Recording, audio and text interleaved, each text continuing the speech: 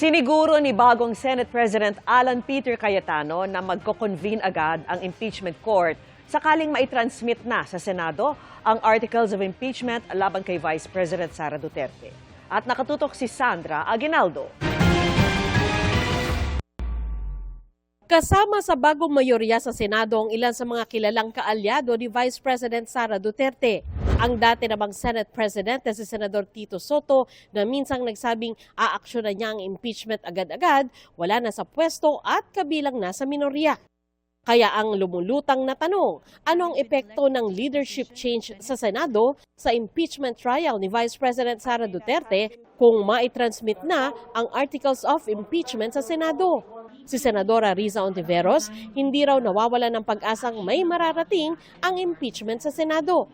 Ang gusto ko pong sabihin sa mga kababayan na nadidismaya sa nangyari mula kahapon, basta hindi tayo tumiklop noon at hindi rin po tayo titiklop ngayon. Hindi ko pa alam in terms of the numbers, pero ito nga yung panawagan ko sa liderato, bagong liderato sa Senado at sa aming lahat. Though we may disagree with each other on certain issues, dapat malinaw yung katapatan namin sa Constitution. Si Senador Robin Padilla, na noong miyembro pa ng oposisyon, ay nagsasabing tututulan ang pag-convene ng Senate Impeachment Court. Sinabi naman ngayong mayorya na siya na tuloy ang impeachment sa Senado, kahit iba na ang liderato nito. Mamatay yun dahil ang konstitusyon malinaw. Ang sabi ng konstitusyon, pag dinala sa amin yun, kailangan kaming mag-convene. Pero bilang legislators, hanggat wala, at tulad mamaya, wala pa naman dito, pwede kami magsalita. Bilang bilang PDP laban, bilang alay ng Vice President, pwede ako magsalita as legislator. Pinawi naman ni Senate President Alan Peter Cayetano ang pangamba ng iba. Aaksyonan daw ng Senado ang articles of impeachment kung maitatransmit ito dahil tungkulin nila ito sa ilalim ng saligang batas. Pagka natanggap niyo impeachment, magko-convene kayo immediately? Fourth week.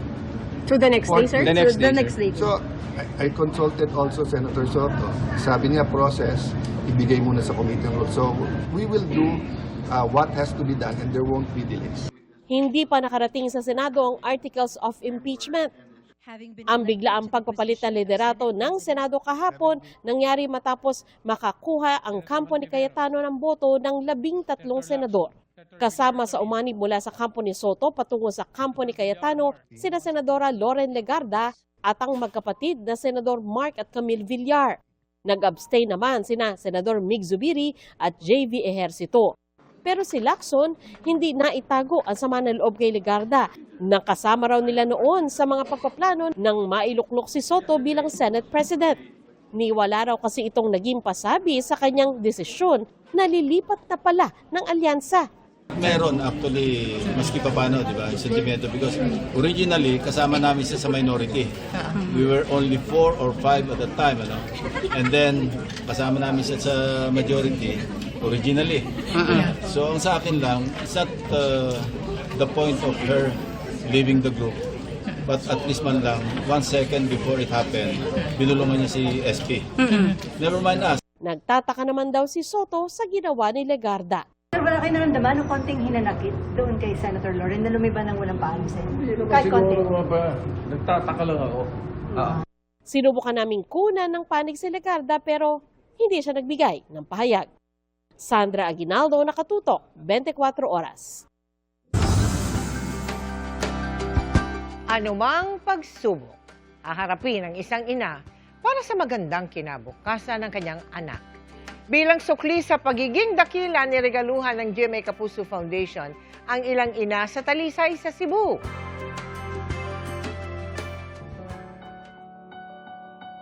Nobyembre noong nakaraang taon nang magsagawa ang GMA Kapuso Foundation ng Operation Bayanihan sa Sitio Isla Verde, Barangay San Isidro sa Talisay, Cebu. Na isa sa matinding sinalanta ng Bagyong Tino. 6 na buwan ang nakalipas, pero wala pa ring sariling masilungan ang ilang residente gaya ni Jenna. Nakikitira muna sila sa kanyang magulang na nangungupahan lang din para kahit papaano ay makaraos sa pang-araw-araw o may extra si Jenna sa paglilinis ng bahay. Andito sa Bagpin Center, November to December. Sa karon ma'am, lisod jud kayo ma'am, lamin na minimum rang sweldo sa kong bahay ma'am. Kaya hiling niya noong Mother's Day, makasama ang buong pamilya. Bilang regalo sa mga ina sa Barangay San Isidro sa Talisay, nagsagawa tayo ng libreng breast exam at visual inspection with acetic acid kung saan sinusuri ang cervix gamit ang acetic acid. First, we can see if it's a normal cervix. Number 2, we can see if there is infection or cervicitis, if there is any precancer or cancerous lesion. Nagbigay rin tayo ng hygiene kits at pagkain. Sa kabuuan, 100 ina ang ating natulungan. Sa mga nais makiisa sa aming mga projects, maaari po kayong magdeposito sa aming mga bank account o magpadala sa Cebuana Luwalier. Pwede rin via QR code ng GCash at Palawan Pay. Pwede din mag-donate online sa Globe Rewards, Metrobank Credit Cards, Lazada at Shopee.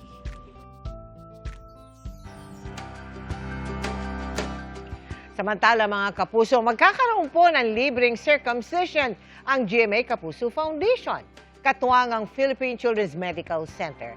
Kung ang anak nyo ay 7 to 18 years old, tumawag sa mga numero ng GMA Kapuso Foundation na naka-flash sa inyong mga screen para makapagpalista.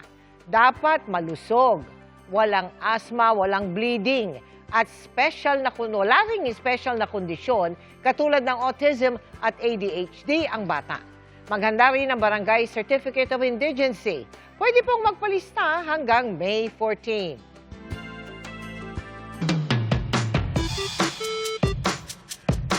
Magandang gabi mga kapuso. Ako po ang inyong Kuya Kim na magbibigay sa inyo ng trivia sa likod ng mga trending na balita. Tinuklaw ng pangamba ang isang barangay sa Quezon nang sa isang taniman may nadiskubre silang pinagbalatan ng isa raw dambuhalang kobra.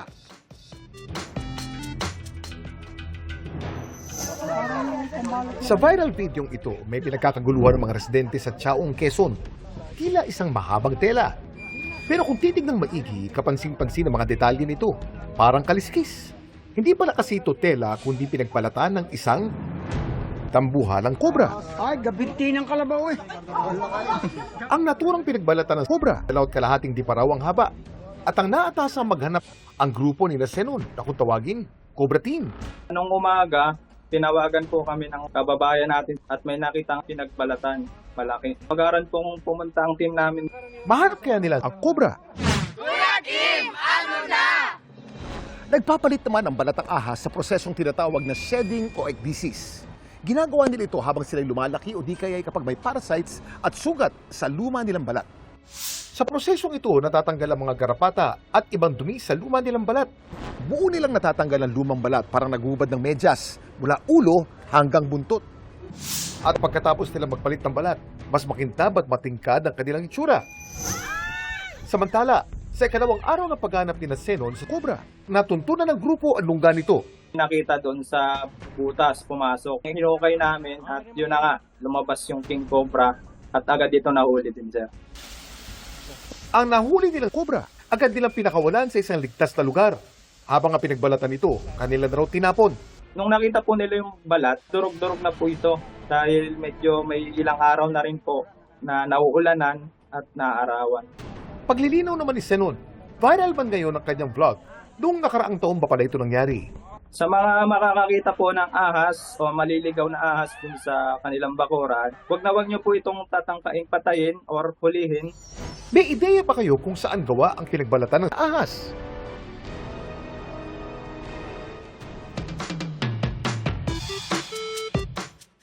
Ang hawak ko ngayon ay ang pinagbalatan ng alaga kong sawa. Makikita natin napakanipis po nito, parang papel, parang onion skin paper po ang nipis nito. Alam niyo ba na ang pattern ng kanilang kaliskis ay parang fingerprint nating mga tao? Natatangi ito sa bawat species at minsan pati sa bawat individual na ahas. Ang balat naman nila na nababalot ng scales o kaliskis gawa sa keratin. Ito yung parehong material kung saan gawa ang ating mga buhok at kuko. Hindi sila nasasaktan kapag sila'y nagbabalat dahil ang natatanggal lamang ay ang patay na outer layer ng kanilang balat.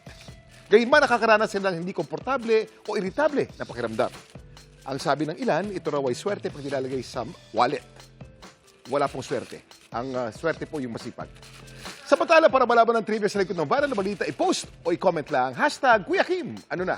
Laging tandaan, kimportante ang mayalam. Ako po si Kuya Kim at sagot ko kayo 24 oras. Dagdag hakbang sa pag-usad ng hustisya ang turing ng ilang kaanak ng mga biktima ng extrajudicial killings sa tangkang pag-aresto kay Senador Bato de la Rosa. Hamon nila sa mambabatas, harapin ang kanyang kasalanan. Nakatutok si Darlene Kai.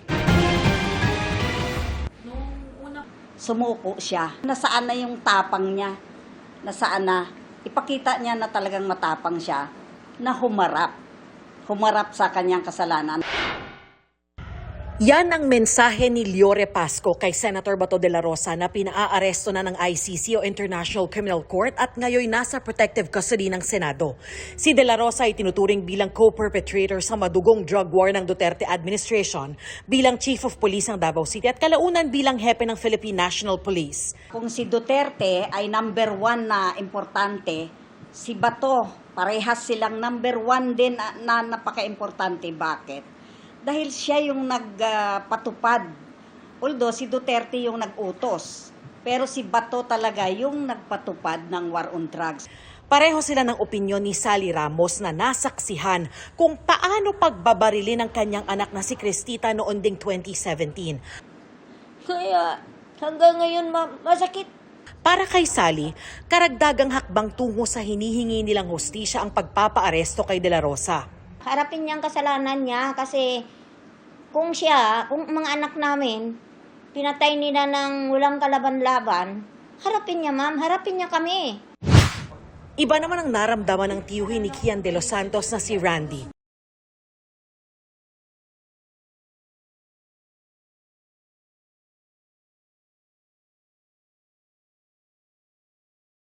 Eksena na may habulan kasi nang nakakita ko nang pinapalabas na sa Senate yung habulan. Sabi ko, ba't parang may habulan?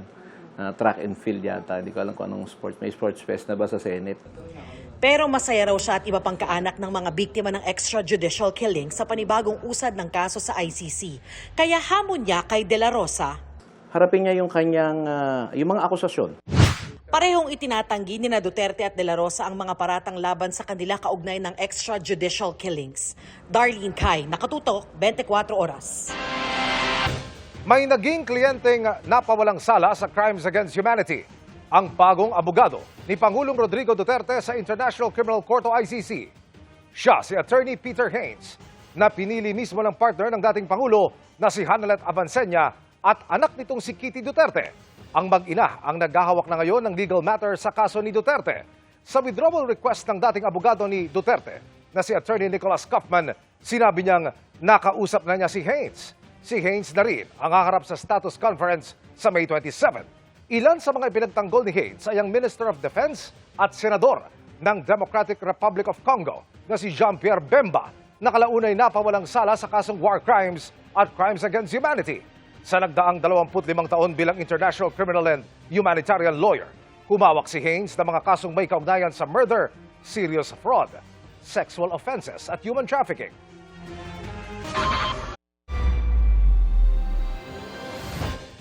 Pagkatapos ng malapalos niyang paglusot sa mga aaresto sa kanya kahapon, namataan namang umiiyak si Senador Bato de la Rosa sa Senate session kanina. Nakatutok live si Mark Salazar. Mark? Mel, at yan ay sa mas kalma na sanang plenary session ng Senado.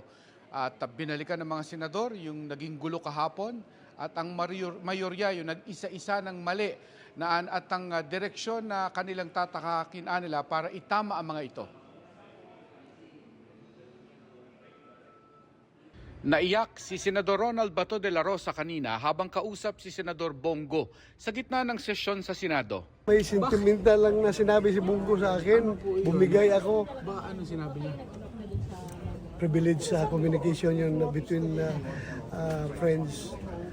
Sa sesyon kanina, pinuna ng mga kaalyado ni De La Rosa sa mayorya ang mga tensyon kahapon sa Senado nang subukan ng NBI na ihain ang arrest warrant ng ICC kay De La Rosa. Bakit po ang nagsisilbing process server ay si Antonio Trillanes. Sheriff po siya ngayon yata. Kailangan pong malaman natin kung siya'y process server, sheriff, o deputized officer ng ICC o ng Interpol. Sabi niya ni NBI Director, sabi ko sa kanila, wag silang papasok sa session hall. Sabi ko, so ang instructions nyo is hanggang lang makapasok, hanggang dun lang sa pinto bago mag-session hall. Hahabulin nyo? Ito, duguan na po yung ating Senate OSAA. Kaya yung totoo yung sinabi ni Senator Migs, nakausap ko si Senator JB, nakausap ko si Senator Robin, nakausap ko si Senator Jinggoy, lahat po kami talagang nagpanting ho yung tenga namin dahil, Mr. President, ito yung tao ho natin to mga kasamahan natin na nagbabantay at ginagawa lang yung trabaho. Yun pong individual na ito, Mr. President, kakaisang buwan pa lang po niya dito sa Senado. Sa gitna ng maskal manasanang talakayan, nagkainitan sina Senador Robin Padilla at Senador Kiko Pangilinan. Nang mag-point of order si Pangilinan para ipilit na sa Committee on Rules na lamang pag-usapan ng mga nangyari kahapon. I still have the floor. Inireklamo ni Padilla si Pangilinan sa kanyang paninigaw kaya nagsuspinde ng sesyon. Gusto ko po sanang ireklamo si Senator Pangilinan sa pagsigaw. Sinubukan ni Pangilinan makipagkamay kay Padilla pero hindi ito tinanggap. Irereklamo raw niya si Pangilinan sa Ethics Committee. Sabi ni Padilla, gusto niyang humingi ng patawad si Pangilinan sa floor ng Senado. Tutuloy mo pa yung reklamo niyo sa kay O siyempre. Sa ethics na lang. Sa ethics. Hindi ko matatanggap yung natural ng sigawan.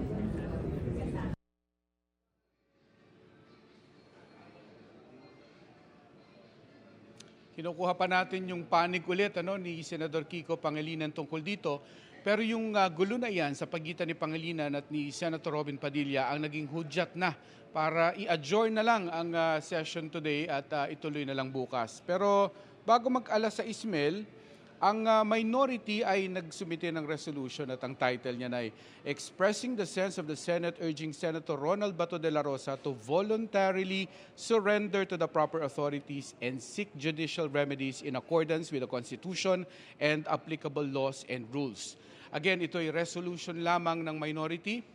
Kailangan subalang ito sa mayorya para maging sense ng entire Senate. Bagay na malamang ay pag-uusapan sa mga darating na session ng Senado.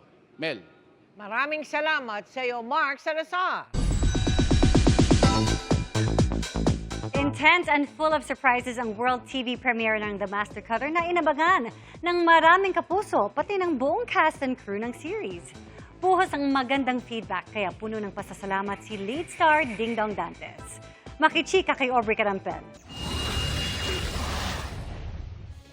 Maaksyon agad ang mga eksena sa pilot episode ng The Master Cutter na pinagbibidahan ng nagbabalik GMA Prime na si Ding Dong Dantes.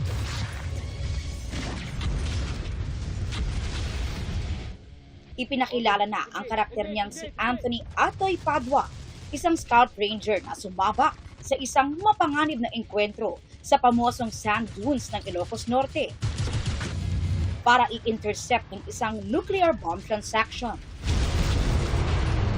Literal na pasabog ang action-packed episode. Naumani rin ng magagandang feedback mula sa viewers. Sa kanilang taping location sa Pampanga, nagkaroon ng watch party ang cast, production team at crew. Bakas ang excitement sa lahat habang pinanonood ang kanilang World TV premiere. Nakakataba ng puso. Kami siguro, karamihan sa amin mga 3-4 na beses na rin napanood ito. Pero tuwing napapanood namin, ganun din yung feeling namin, ganun yung excitement, very heart-pounding. And natutuwa kami na na-appreciate ng mga manonood yung aming trabaho. Sa pilot episode, may special appearance din si Miguel Tan Felix na gumanap bilang isang undercover agent. Hanga raw si Dong sa ipinakitang husay ni Miguel. Hanga ako sa husay niya. Nakakatuwa dahil first time ko siya nakasama talaga. Matagal ko nang gusto makakatrabaho si Miguel. At ngayon nakitang parang biglang ang laki nung tinalon niya sa kanyang maturity. Di ba nakakatuwa dahil ngayon nag-a-action na siya. Nag-post din tungkol sa kanyang cameo appearance si Miguel, kalakip ang pasasalamat sa pagkakataong makatrabaho ang kanyang kuya Dong. Nakilala na rin ang iba pang karakter sa serye, gaya ni Elaine, isang teacher sa isla na ginagampanan ni Max Collins. Sa episode ngayong gabi, ipagpapatuloy ni Atoy ang kanyang misyon para madakip ang kanilang high-profile target. Soon ay makikilala na rin ang iba pang mga karakter na tiyak kaiinasan at mamahalin ng mga kapuso. It only just begun. Simula pa lang to ng maraming sorpresa na pwede nyong mapanood sa The Master Cutter, and I'm just really excited for you guys to see. Aubrey Carampel, updated showbiz happenings. And that's my chika this Tuesday night. Ako po si Ia Adaliano. Miss Mel, Miss Vicky Emil.